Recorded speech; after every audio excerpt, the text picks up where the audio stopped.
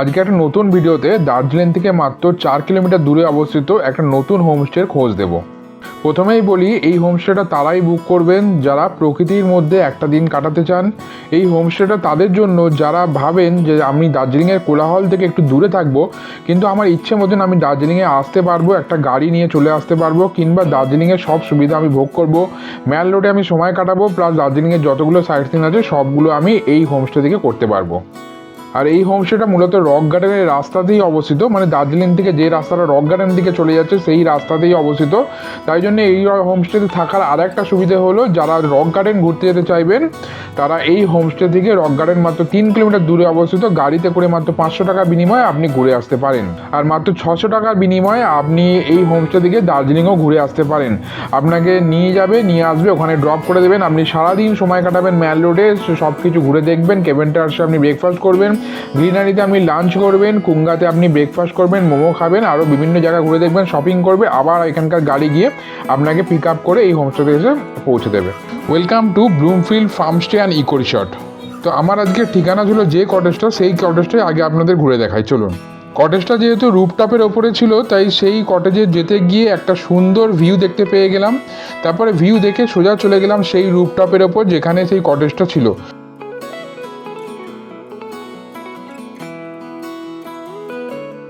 কটেজের ভেতরে ঢুকে পড়লাম, ঢুকে পড়েই একটা মনোমুগ্ধকর পরিবেশ, যেখানে ছিল দুটো বেড, একটা বড় ডবল বেড আর একটা হচ্ছে সিঙ্গেল বেড। তারপরে ছিল একটা টেবিল চেয়ার, তারপরে ছিল একটা আলনা কাম একটা সেলফ, তারপরে এদিকে একটা আয়না ছিল, আর তারপরে এখানে বাথরুম একদম well decorated bathroom, western commode, geyser, basin, তারপরে ওখানে পেছনে একটা আলনা টাইপের করা আছে, সবই ছিল বাথরুমে। রুমের ভেতরটা যেহেতু প্লাই দিয়ে আর্চ করা আছে, তাই এই রুমের ভেতরে এলে আপনাদের একবারের জন্য মনে হবে না এই রুম থেকে আমি বাইরে কোথাও যাই। এছাড়াও রুমের বেডগুলোতে যেহেতু হিটার লাগানো আছে, তাই একবারের জন্য মনে হবে না এই হাড় কাঁপানো ঠান্ডায় আমি বেড থেকে নিচে নামি।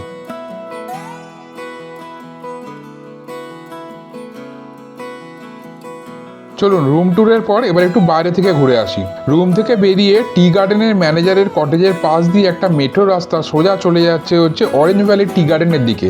তো সেই অরেঞ্জ ভ্যালি টি গার্ডেনের দিকে যেতে গিয়ে প্রথমে পেলাম ছোট্ট একটা পুকুর, তার উপরে একটা ভাঙাচোরা সাঁকো, আর তার ঠিক উল্টো দিকেই বানানো হয়েছে এখানকার বারবিকিউ করার জায়গা। তারপর সেই বারবিকিউ পেরিয়ে সোজা চলে গেলাম চা বাগানের দিকে, যেখান থেকে আজকের হচ্ছে ভিউ পয়েন্ট। তো ওই পেছন দিকে যে পাহাড়টা দেখা যাচ্ছে সেটাই হচ্ছে দার্জিলিং, আর আরেকটু ওপর দিকে উঠলেই কাঞ্চনজঙ্ঘার পুরো রেঞ্জটা এখান থেকে দেখা যায়।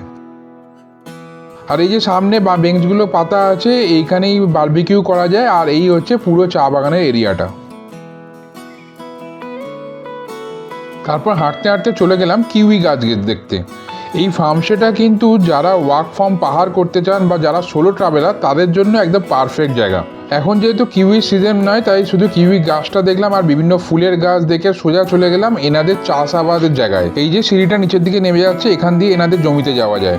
এই ফার্ম হাউসেতে এরকম অনেক ট্যুরিস্টও আছে যারা ফরেন কান্ট্রি থেকে এখানে আসেন, এখানে এসে তারা 1 মাস 2 মাস 3 মাস ধরে এখানে থেকে যান। আপনাদের মধ্যে কারোর যদি এরকম কোনো প্ল্যান থাকে তাহলে অবশ্যই এখানকার ডাইরেক্টলি ম্যানেজারের সাথে কন্ট্যাক্ট করে নেবেন, আমি সেই নাম্বার ডিসক্রিপশন বক্সে দিয়ে দেবো। তো তিনি আপনাকে বলে দেবে কত রেট পড়বে, কিভাবে থাকবেন না থাকবেন সব কিছু আপনাকে বলে দেবে। তারপর বাইরেটা ঘুরতে ঘুরতে চলে এলাম এনাদের কিচেন কাম ডাইনিংয়ের মধ্যে। তো এবার বলবো এটা বুক করতে গিয়ে কত রেট পড়েছে আর কোথা থেকে আমি বুক করেছি। এটা আমি booking.com থেকে বুক করেছিলাম, আর এটা রেট পড়েছে 3800 টাকা পার ডের হিসাবে। এটা কোনো রকম ফুডিং এর সাথে ইনক্লুডেড না, অনলি কমপ্লিমেন্টারি ব্রেকফাস্ট ইনক্লুডেড ছিল, আর ফুডিংয়ের জন্য 500 টাকা করে পার হেড। তো আমরা যেহেতু লাঞ্চ নিয়ে নিই, তাই ডিনার আর শুধু ডিনারের খরচা খুবই সামান্য একটা অ্যাড হয়েছে। তো ভিডিওটা শেষ করার আগে চলুন এবার একটু ঘুরে আসি রক গার্ডেন থেকে। খুব বেশি দূর না, এখান থেকে মাত্র 3 থেকে 4 কিলোমিটার রাস্তা, গাড়িতে খুব বেশি হলে হয়তো আধ ঘন্টা হয়তো টাইম লাগবে, কিন্তু রাস্তা খুবই খাড়াই রাস্তা আর অপূর্ব চারিদিকে সৌন্দর্য। তো এই হচ্ছে রক গার্ডেন। তো রক গার্ডেন পৌঁছে গেছি, 20 টাকা করে টিকিট কেটে আপনি ওপর থেকে ঘুরে আসতে পারেন। এখানে সুন্দর সুন্দর ফাউন্টেন আছে, আর পুরো এরিয়াটা ঘুরতে খুব বেশি হলে 1 ঘন্টা টাইম লাগবে।